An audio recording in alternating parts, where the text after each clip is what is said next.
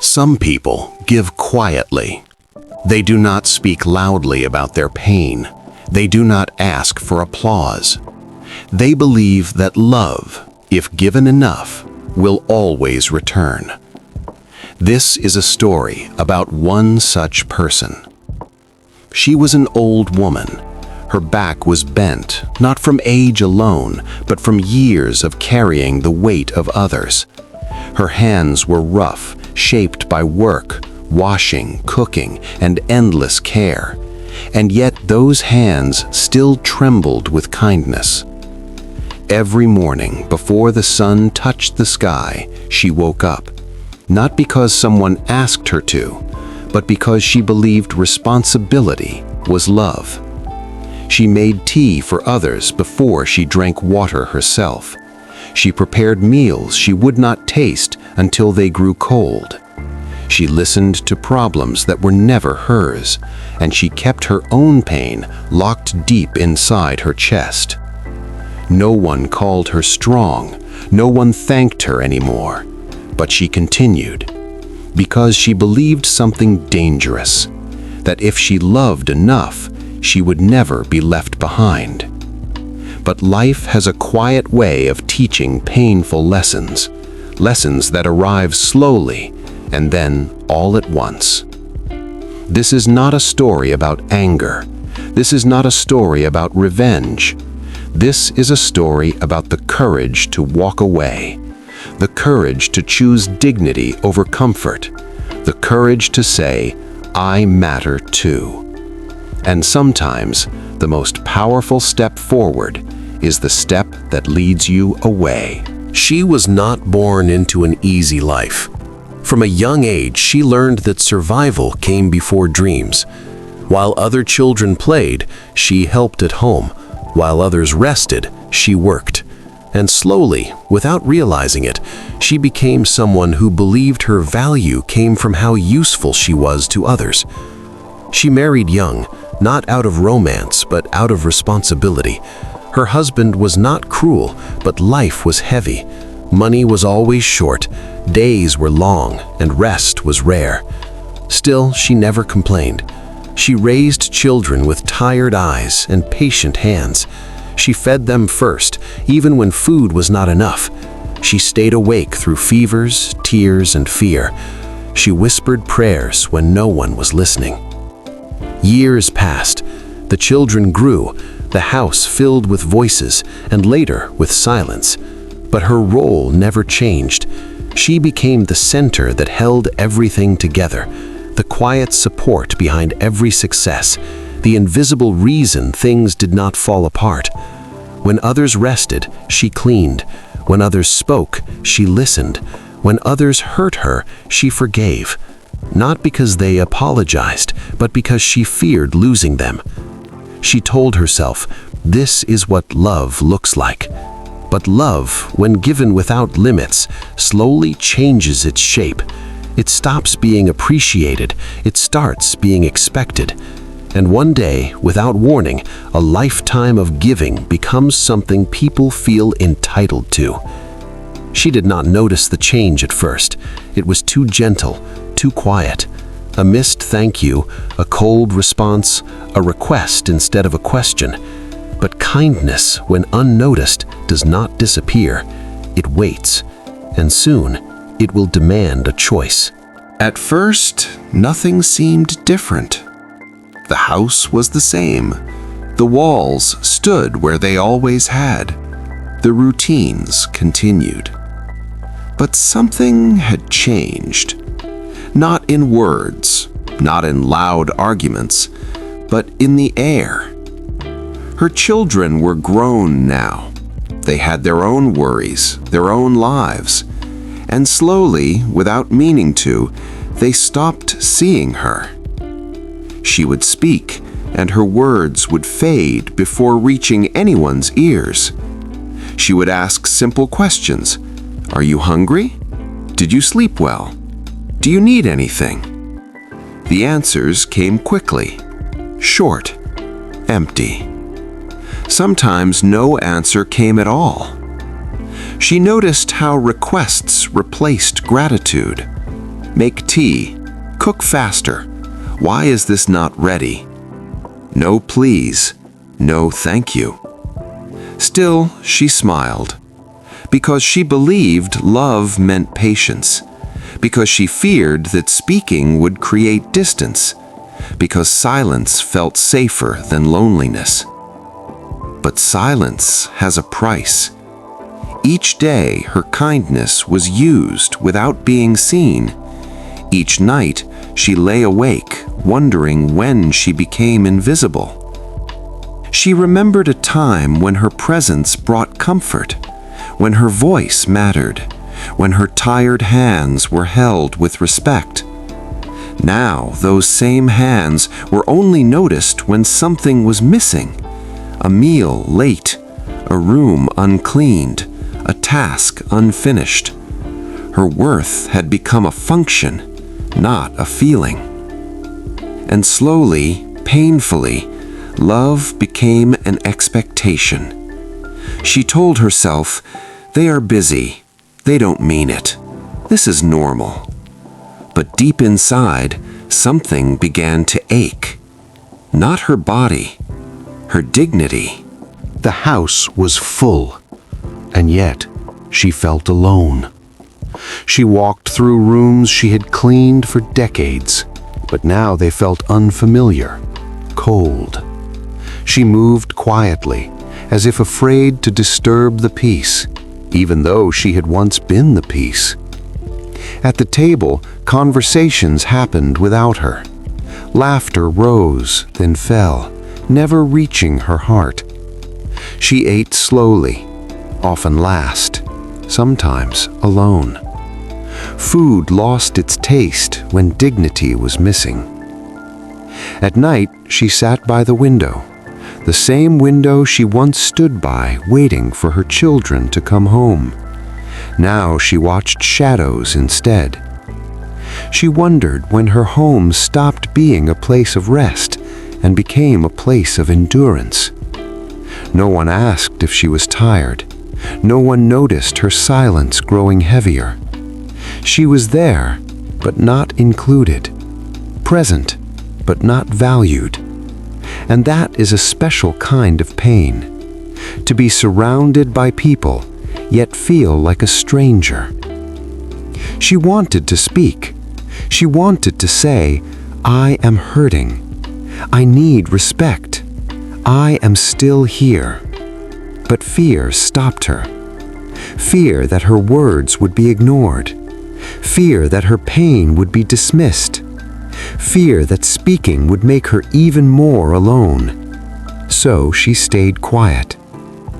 And in that silence, something inside her began to change. She realized a painful truth.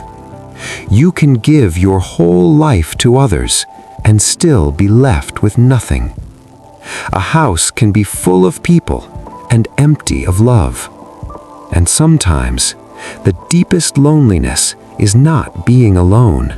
It is being unvalued. The day did not begin with anger. There were no raised voices, no slammed doors, no shouting. That is what made it worse. The morning was ordinary. The same light entered the house, the same clock ticked on the wall, the same routine waited. She was folding clothes when they spoke to her. Not all of them, just one voice, calm, careful. The words were simple. "We think it would be better if you stayed somewhere else." At first, she did not understand. She looked up, confused, as if the sentence were spoken in another language. "This house is too crowded now. It is time for changes. You will be more comfortable somewhere else." Comfortable. The word echoed in her chest. No one met her eyes. No one explained further. No one asked how she felt. She stood there, holding a piece of clothing she had washed with tired hands, and for the first time in her life, she felt like she did not belong. She wanted to remind them of everything: the years, the sacrifices, the nights she stayed awake, the meals she skipped. But her voice did not come, because pain, when it is too deep, does not scream. It goes silent. She nodded slowly, not because she agreed, but because she understood something painful. Her place in this house had already been decided. She went to her small room, the one with the least light, the one she had never complained about. She packed quietly, a few clothes, a worn photograph, a small bag filled with memories, not things. No one helped, no one stopped her. As she stepped outside, the door closed gently behind her, and with that sound, a lifetime ended. The night was colder than she expected. She sat alone in a small rented room. Bare walls, a thin mattress, silence that pressed against her ears. For the first time in many years, there was no one to care for, and that frightened her. She placed her bag on the floor and sat beside it, as if afraid it might leave too. That was when the tears came. Not loud, not dramatic, slow, heavy. She cried for the girl she once was, for the woman who gave everything, for the mother who was forgotten. She asked herself questions with no answers. Was I not enough?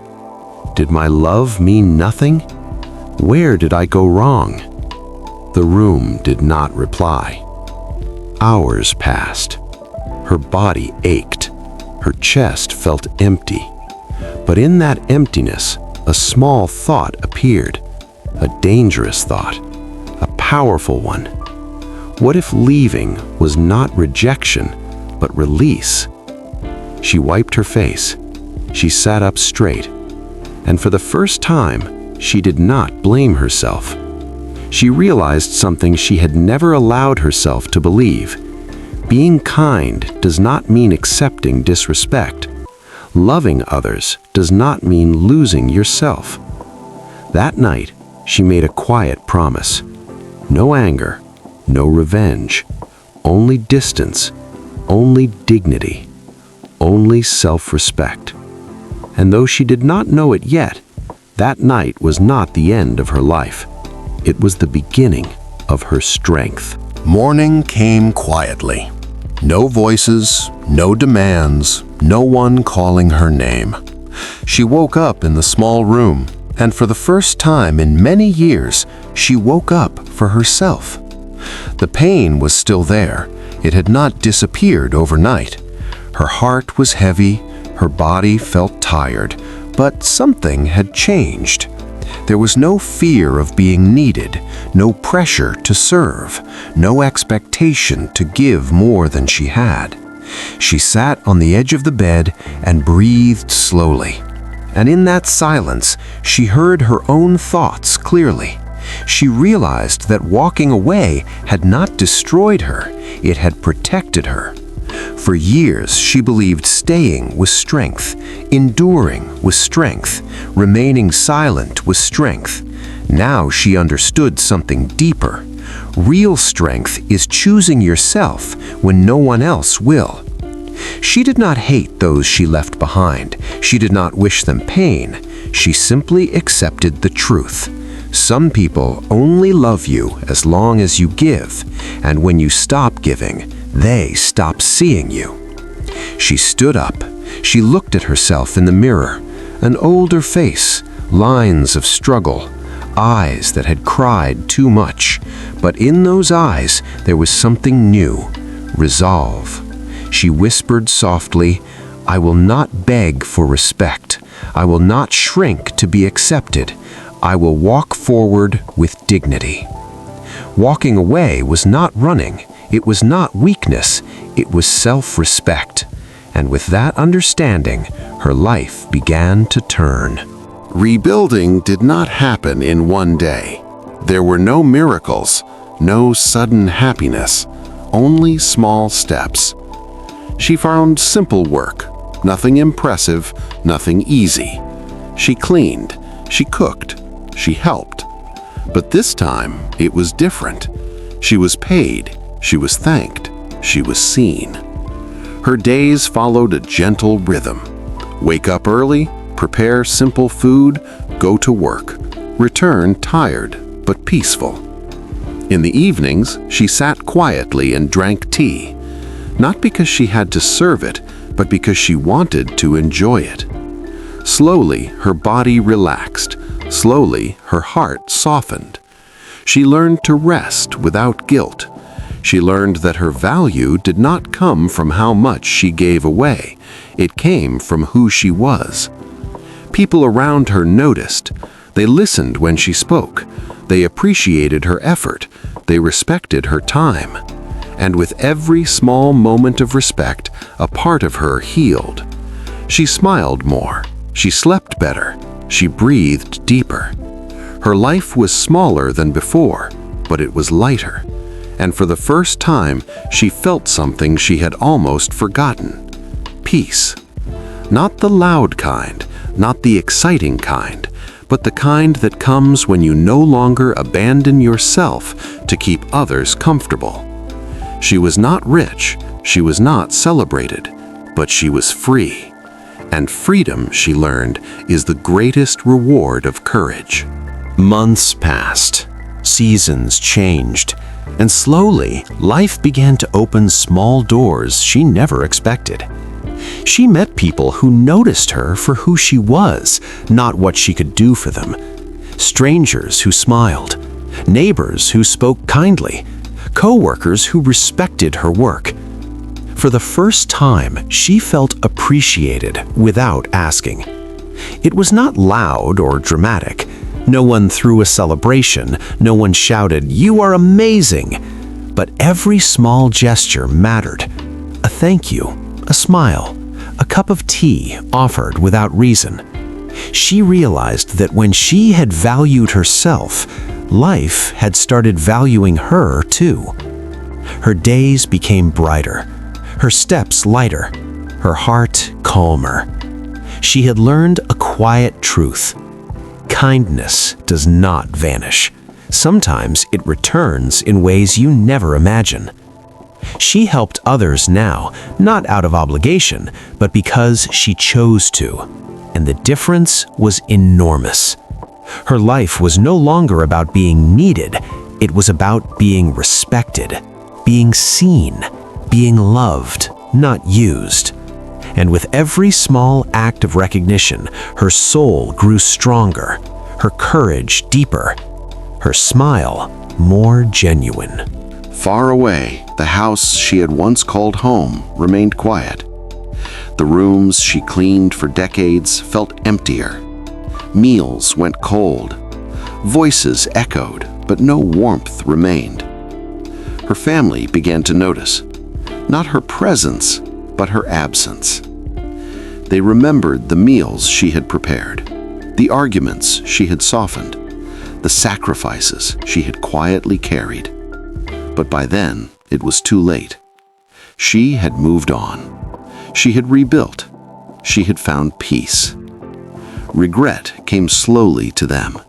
No loud confessions, no desperate apologies, just the quiet weight of what they had lost. And she did not return. Because walking away is not cruel. It is self-respect. It is understanding that some lessons must be learned through absence, not presence. She understood that not everyone deserves your return. Not everyone deserves your forgiveness. Some people only learn the value of love once it is no longer given freely. And that realization, though painful for them, was liberating for her. She smiled quietly to herself, knowing she had chosen courage over comfort, dignity over dependence, self-respect over approval. She had lost nothing. She had gained everything. Time passed. Seasons came and went, and the old woman, once invisible in her own home, now stood taller, not in body, but in spirit. She had rebuilt her life, step by step, quietly, patiently.